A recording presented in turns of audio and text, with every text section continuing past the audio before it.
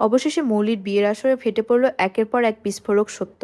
হ্যাঁ বন্ধুরা, এমনটাই হতে চলেছে ও মোর দৌড়দিয়া ধারাবাহিকের আগামী পর্বে। ঠিক সেই সময় যখন সবাই বিয়ের জন্য প্রস্তুত, তখনই জানা গেল মৌলি নেই, বাড়ির সব রুম খুঁজেও তাকে পাওয়া যাচ্ছে না। আর এই সুযোগটাই নিয়ে অনিরুদ্ধ বলে ফেলল মৌলির এই বিয়েটা নকল, আর সেটা যে ঠাম্মিও জানতেন তাও প্রকাশ হয়ে গেল।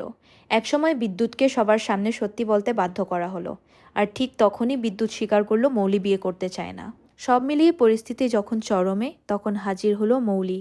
তারপর মৌলি দাবি করলো সে পালায়নি, শুধু মেডিটেশন করতে গিয়েছিল আর অ্যানসাইটির কারণে দেরি হয়ে গেছে। ঠিক সেই সময়ে অসুস্থ হয়ে পড়লেন দাদু, আর এই সুযোগটাই দেখে বানো অনিরুদ্ধের দিকে সবার সন্দেহ বাড়তে থাকে। একসময় গ্র্যান্ড মামি সবার সামনে বলে ফেললেন দাদু আর বৌদির যে সন্তানটি মারা গিয়েছিল সেটা যদি বাঁচত তাহলে আজ সে মৌলির ভাই হতো। তাই সম্প্রদানের দায়িত্ব নিলেন দাদা আর বৌদি।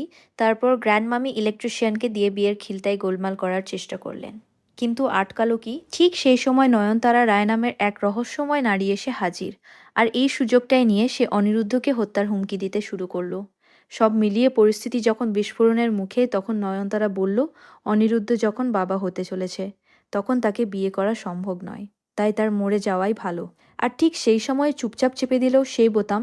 তাহলে কি এবার অনিরুদ্ধের জীবন সত্যিই বিপন্ন হতে চলেছে? নয়নতারা রায়ের আসল পরিচয় কি প্রকাশ পাবে? আর মৌলির পালানোর পেছনে কি অন্য কোনো বড় রহস্য আছে? কমেন্ট করে জানাও তোমাদের মতামত। পরবর্তী আপডেট সবার আগে পেতে আমাদের চ্যানেল টলি গল্প স্টুডিও সাবস্ক্রাইব করে সঙ্গেই থাকো। ধন্যবাদ।